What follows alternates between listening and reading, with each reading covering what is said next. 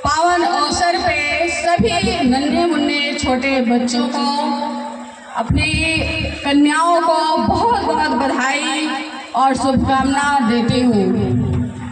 और इस विद्यालय के प्रबंधक जी, माननीय मैनेजर साहब एवं समस्त शिक्षकगण एवं शिक्षिकाएं, सभी का बहुत बहुत बधाई देती हूँ 26 जनवरी के उपलक्ष्य में। और बहुत बहुत धन्यवाद करती हूँ प्रबंधक महोदय जी का, जिन्होंने आज मुझे इस मंच पे बुलाकर मेरे गौरव को बढ़ाया है। मेरे लिए बहुत गौरव की बात है कि आज मैं विद्यालय में आप लोगों के बीच में मुख्य अतिथि के रूप में उपस्थित हुई हूँ, तो उन्हें मैं बहुत बहुत धन्यवाद देती हूँ। मुझे आज ये अवसर प्राप्त हुआ मैनेजर साहब की वजह से।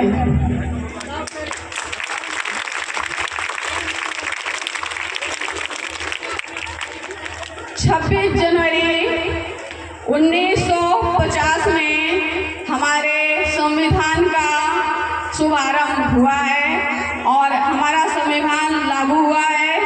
मैं सावित्री देवी फुले जी को भी सत सत नमन करती हूँ, जिन्होंने बच्चियों के लिए शिक्षा का अलग जगाया है। और आज हमें बहुत गर्व है कि वो ऐसी महिला थी जिनको लोग रास्ते से निकलने नहीं देते थे, पत्थरों और कचड़े उनके ऊपर फेंका करते थे, क्योंकि वो बच्चियों के लिए, सावित्री फुले जी बच्चियों के लिए शिक्षा के लिए बराबर लड़ रही थी। तो उन महान फुले देवी को मैं सत सत नमन करती हूँ, जो आज हम लोग इस विद्यालय में उपस्थित हैं। आज हमें जो ये शिक्षा का अवसर प्राप्त हुआ है वो उन्हीं का बलिदान और त्याग है कि इतनी परेशानियों के बाद भी वो पीछे नहीं हटी हैं। उनका मुहिम था बच्चियों को शिक्षा देना, शिक्षित करना, और वो सफल हुई। तो आज हम सभी बच्चियों को, सभी महिलाओं को उन्हें सत सत नमन करना चाहिए, जिसकी वजह से आज हमको ये अवसर प्राप्त हुआ है।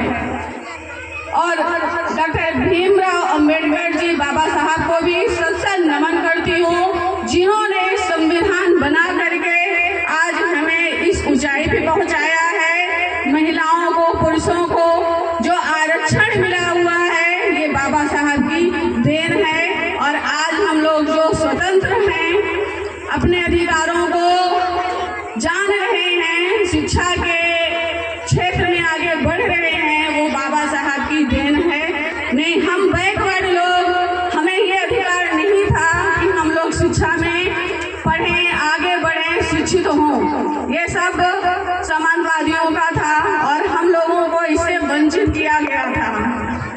आप सभी बच्चियों से कहना चाहूँगी, छोटे छोटे बच्चों से कहना चाहूँगी, शिक्षा सबसे बड़ी पूंजी है। हमारे पास अगर शिक्षा है तो इससे बड़ा धन कुछ भी नहीं है। योग्यता और शिक्षा ही हमारे जीवन का सबसे बड़ा लक्ष्य होना चाहिए। सभी बच्चियों को आगे बढ़ना चाहिए। हम एक आधी आबादी हैं, हमें बोला जाता है कि महिलाएं आधी आबादी हैं, और हैं, और हमको वो करके दिखाना है। हमें पुरुषों के साथ बराबर चलना है। अगर वो नौकरी में है, नौकरी करते हैं, हमें भी नौकरी करना चाहिए। और ये जरूरी नहीं है बेटा कि जो शिक्षित हो वो सिर्फ नौकरी के लिए शिक्षित हो। ये शिक्षित होना हमारा ज्ञान है। अगर हमारे अंदर ज्ञान रहेगा तो हम हर एक क्षेत्र में बहुत ऊंचाई पे जाएंगे और आगे बढ़ेंगे। नौकरी तो हमारा रोजगार है, हमें जीवित रहने के लिए, अपने आप को संभालने के लिए हमें नौकरी करनी पड़ती है, आर्थिक सहायता के लिए। लेकिन शिक्षा सबसे बड़ी जरूरत है और सबसे बड़ी योग्यता है। आज हमारी आप लोग देख रहे हैं, महिला टीचरें हैं, ये शिक्षा का ही तो है। हम शिक्षित नहीं होते तो आज हम शिक्षक कैसे बनते। और मैं भी एक शिक्षिका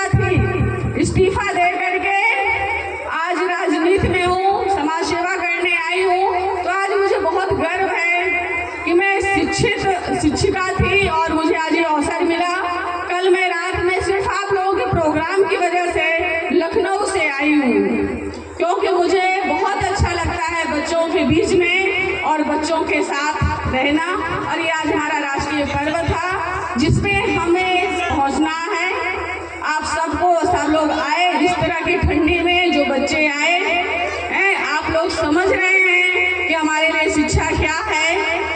छोटे छोटे बच्चे जो ठंडी में देखो सुगड़ रहे हैं, लेकिन फिर भी आए यहाँ। तो मेरा कहना है बेटा, आप लोग आगे बढ़ो, शिक्षा के ज्ञान को, शिक्षा की ज्योति को जलाते रहिए, आगे बढ़ते रहिए और अपने अधिकारों से लड़ते रहिए, अपने संविधान को बचाने की कोशिश करिए। हमारा संविधान खतरे में है, हमें फसल तैयार कर दी गई है, हमको सब कुछ मिल गया है, सिर्फ हमको उसको बचाना है।